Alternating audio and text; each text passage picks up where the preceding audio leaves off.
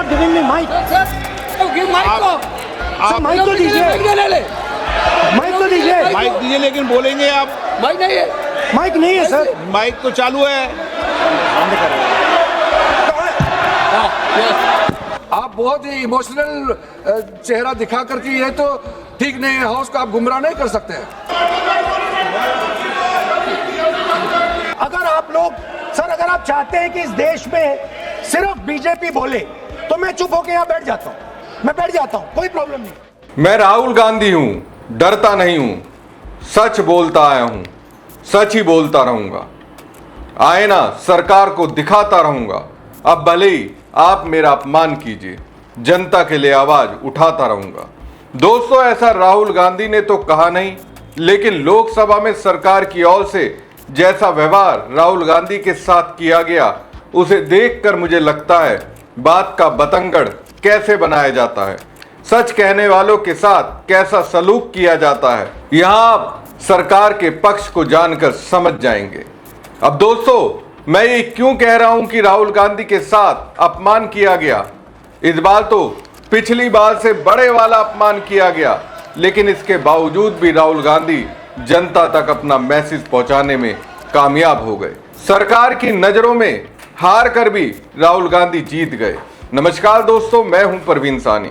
दोस्तों, सदन के अंदर सत्ता पक्ष के चेहरों पर राहुल गांधी ने अपने तीखे शब्दों से किस तरह की चोट की, सबके उतरे हुए चेहरे इसकी गवाही दे रहे हैं।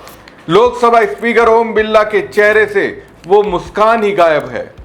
एक अलग ही तरह की हताशा दिख रही है, क्योंकि जिस संवैधानिक पद पर वो बैठे हैं, जिस संविधान की कसम उन्होंने खाई है, उसी संविधान के साथ पिछली बार की तरह इस बार भी धोखा कर गए। पिछली बार भी गलवान में चीनी घुसपैठ पर नेता प्रतिपक्ष राहुल गांधी बोलना चाहते थे, लेकिन उन्हें बोलने नहीं दिया गया, उन्हें चुप करा दिया गया। यहां तक कि संसद की कार्रवाई भी चंद दिनों के लिए स्थगित कर दी गई। लेकिन इस बार तो दोस्तों हद ही सरकार ने पार कर दी। यहां तक कि एक संवैधानिक पद की गरिमा ही सरकार भूल गई। आखिर राहुल गांधी नेता प्रतिपक्ष है, नेता सदन पीएम मोदी के बाद लोकसभा के अंदर उनका ही स्थान है। इस लिहाज से उनके अधिकार को ही हाईजैक करने का प्रयास सरकार ने कर दिया। राहुल गांधी को सदन में बोलने ही नहीं दिया गया। यहां जिस पेपर लीक को रोकने के लिए सरकार एंटी पेपर लीक बिल लेकर आई, उस बिल को भी पास कर दिया गया। और पता है दोस्तों, आखिर भाषण किसका था? पीएम मोदी के अधीन पीएमओ को देखने वाले राज्य मंत्री जितेंद्र सिंह का। अब पता है दोस्तों, जितेंद्र सिंह ने राहुल गांधी के तेवर पर क्या तर्क दिया।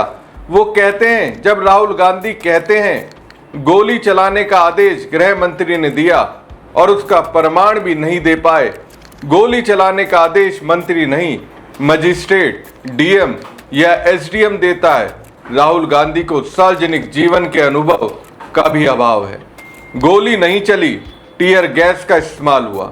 बताइए, 20 साल से ज्यादा का राहुल गांधी के पास राजनीतिक कैरियर का अनुभव है, और उनके इस अनुभव के दौर में 15 साल तो कांग्रेस की ही सरकार रही, जिसमें 10 साल के शासन में राहुल गांधी का कांग्रेस में राजनीतिक ऑरा स्थापित हो गया।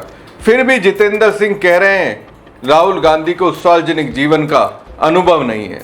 अब इसे क्या कहेंगे? जितेंद्र सिंह कहते हैं गोली चलाने का आदेश गृह मंत्री नहीं देता, मजिस्ट्रेट, डीएम और एसडीएम देते हैं। अगर ऐसा है तो फिर गृह मंत्रालय को ही डीएक्टिवेट कर देना चाहिए। क्या जरूरत है देश को गृह मंत्री की, जब फैसला प्रशासन ही लेता है? तो फिर गृह मंत्री का काम क्या है? अब देखिए, जितेंद्र सिंह राहुल गांधी के खिलाफ एक और तर्क दे रहे हैं। 21 जुलाई को राहुल गांधी ने पीएम आवास के बाहर जाकर धरना दिया। इनकी हसरत है कि देश इनको पीएम बनाए, लेकिन इनका सपना पूरा नहीं हुआ, तो ये पीएम आवास के बाहर जाकर बैठ गए। जब इन्हें समझाया गया, निवेदन किया गया कि आप यहां से हट जाइए, तो इन्होंने कहा कि मुझे यहां से उठा लो।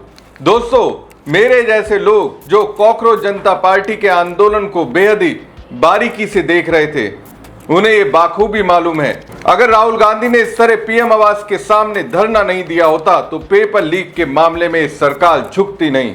धर्मेंद्र प्रधान का कहीं से इस्तीफा नहीं लेती। सरकार के बैकफुट पर आने में कॉकरोच जनता पार्टी जैन जी की जितनी भूमिका है उतनी ही राहुल गांधी की भी भूमिका रही है। देखा जाए तो दोस्तों, राहुल गांधी को भले ही बोलने नहीं दिया गया, भले ही उनकी स्पीच को अधूरा रखकर एंटी पेपर लीक बिल को पास कर दिया गया, लेकिन राहुल गांधी ने जितना भी कहा उससे पूरी तरह से बीजेपी चित हो गई और ये सरकार एक्सपोज भी हो गई। राहुल गांधी ने अपने भाषण से पूरे बीजेपी को मिर्ची का पाउडर सुंघा दिया।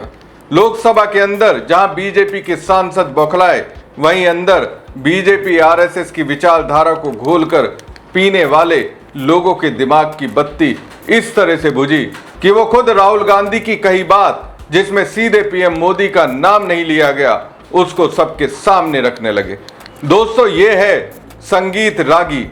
इनको तो आप जानते ही होंगे, बीजेपी और आरएसएस के धुर समर्थक हैं, तू तड़ाक के लिए माहिर हैं। अब इन्होंने राहुल गांधी की ओर से लोकसभा में दी गई स्पीच पर एक्स पर पोस्ट करते हुए लिखा, राहुल गांधी की भाषा देखिए, जरा संस्कार देखिए, प्रधानमंत्री को इडियट कहा। कल निशिकांत दुबे जब इनके खानदान पर टिप्पणी करे तो सुनने के लिए तैयार रहेंगे। अब दोस्तों, कांग्रेस सांसद पवन खेड़ा ने एक्स पर पोस्ट करते हुए लिखा, राहुल जी ने तो मोदी जी का नाम भी नहीं लिया, आपने कैसे मान लिया कि मोदी जी इडियट हैं? कहीं ये आपके अपने विचार तो नहीं है? दोस्तों, राहुल गांधी की स्पीच ही ऐसी थी कि लिटरली बीजेपी के सभी सांसद एक तरह से थर्रा गए, कांप गए। राहुल गांधी के निशाने पर अमित शाह थे, जिसकी वजह से राहुल गांधी को बोलने नहीं दिया गया। उनकी कई बात में अमित शाह के लिए कुछ शब्द इस तरह के थे, तथाकथित गृह मंत्री अमित शाह में हिम्मत नहीं है, अमित शाह संसद में क्यों नहीं आ रहे, अमित शाह ने छात्रों पर हमला करवाया, गृह मंत्रालय के आदेश से छात्रों पर हमला हुआ। अब जबकि धुआंधार अटैक राहुल गांधी की ओर से बीजेपी के चाणक्य पर हुआ तो जड़ें हिलेंगी और उसका असर संगीत रागी पर भी दिखेगा। खैर दोस्तों, नेता प्रतिपक्ष राहुल गांधी को अमित शाह को गोली चलाने वाला बोलना था, सो बोल दिया। अब बीजेपी चिल्लाती रहे, देश के छात्रों और पूरी दुनिया में मैसेज चले गया कि भारत में पीएम मोदी और गृह मंत्री अमित शाह दोनों राहुल गांधी से डरते हैं। दोस्तों, यही सब राज्यसभा में भी कुछ अन्य विपक्षी सांसदों के साथ हुआ, जैसे लोकसभा स्पीकर ओम बिरला ने किया। ठीक उसी तरह का व्यवहार राज्यसभा में पीठासीन अधिकारी की कुर्सी पर बैठे उपसभापति हरिवंश ने किया। पवन खेड़ा, रंजीता रंजन, सागरिका घोष और कई अन्य सांसदों को केवल इसलिए नहीं बोलने दिया क्योंकि उन्होंने पूछ लिया अमित शाह कहां है। कांग्रेस सांसद पवन खेड़ा ने राहुल गांधी के हमले को जायज ठहराते हुए एक्स पर दोस्तों एक पोस्ट किया, जिसमें उन्होंने लिखा, तो क्या बीजेपी ये कह रही है कि अमित शाह सिर्फ नाम के गृह मंत्री हैं? क्या दिल्ली पुलिस और केंद्रीय सशस्त्र पुलिस बल केंद्रीय गृह मंत्रालय को नहीं बल्कि किसी और को रिपोर्ट करते हैं? अगर गृह मंत्रालय के अधीन आने वाले सुरक्षा बलों की कार्रवाई के लिए खुद गृह मंत्री ही जवाबदेह नहीं है तो फिर आखिर जवाबदेह कौन है? तो दोस्तों, आज का सबसे बड़ा सवाल यही है कि आखिर सरकार राहुल गांधी के शब्दों से ज्यादा डरती है या उन सवालों से जिनका जवाब उनके पास नहीं है? क्योंकि अगर जवाब होता तो माइक बंद नहीं होता, बहस बंद नहीं होती और नेता प्रतिपक्ष को बीच में रोककर बिल पास कराने की इतनी जल्दी भी नहीं होती। दिलचस्प बात यह है कि सरकार हर बार दावा करती है कि लोकतंत्र मजबूत है, लेकिन जैसे ही विपक्ष का कोई तीखा सवाल आता है, लोकतंत्र का वाईफाई अचानक कमजोर पड़ जाता है। माइक म्यूट, कैमरे इधर उधर और सत्ता पक्ष के चेहरे ऐसे हो जाते हैं जैसे किसी ने बिना बताए सरप्राइज टेस्ट ले लिया हो। राहुल गांधी बोल पाए या नहीं, ये अब इतिहास का हिस्सा है, लेकिन उन्हें रोकने की कोशिश पूरे देश ने देख ली। कई बार राजनीति में भाषण से ज्यादा चर्चा उस भाषण को रोकने की कोशिश की होती है और इस बार भी कुछ वैसा ही होता दिखाई दिया।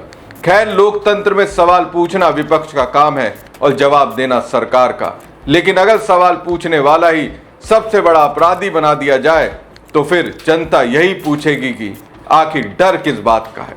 दोस्तों, लगता है सत्ता पक्ष ने लोकतंत्र का नया वर्जन लॉन्च कर दिया है। बोलने की आजादी है, बस बोलना नहीं है। वैसे सरकार को राहुल गांधी से डरने की जरूरत भी नहीं होनी चाहिए, क्योंकि सरकार तो हर मंच से कहती है कि विपक्ष कमजोर है। लेकिन अगर विपक्ष इतना ही कमजोर है तो फिर राहुल गांधी को बोलने क्यों नहीं दिया गया? बीच में टोकने की इतनी बेचैनी क्यों दिखी? और सदन का माहौल ऐसा क्यों हो गया जैसे किसी ने एग्जाम से पहले क्वेश्चन पेपर पढ़ लिया हो? दोस्तों, इस सरकार में कमाल की बात यह है कि यहाँ जवाब कम दिए जाते हैं, लेकिन रुकावट पूरी आत्मविश्वास के साथ की जाती है। सवाल आते ही सत्ता पक्ष की हालत ऐसी हो जाती है जैसे स्कूल में वो छात्र पकड़ा गया हो जिसने होमवर्क तो किया ही नहीं, लेकिन बहाना पहले से तैयार करके आया हो। लोकतंत्र में सरकार की सबसे बड़ी ताकत उसके जवाब होते हैं, लेकिन अगर जवाब की जगह सिर्फ शोर सुनाई दे तो समझ जाइए कि सवाल सही जगह पर लगा है। और राजनीति का पुराना नियम है, जिस सवाल से सबसे ज्यादा बेचैनी हो वही सवाल सबसे ज्यादा असरदार होता है। फिलहाल आप इस पूरे घटनाक्रम पर क्या सोचते हैं? अपनी राय हमें कमेंट बॉक्स में जरूर बताइएगा। अगर वीडियो पसंद आया हो तो लाइक करें और खबर को ज्यादा से ज्यादा शेयर कीजिएगा। अगर चैनल को सब्सक्राइब नहीं किया तो सब्सक्राइब करना ना भूलें। धन्यवाद।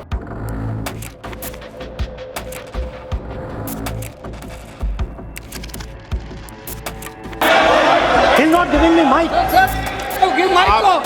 आप माइक तो दीजिए, माइक तो दीजिए। माइक दीजिए, लेकिन बोलेंगे आप। माइक नहीं है। माइक नहीं है सर। माइक तो चालू है।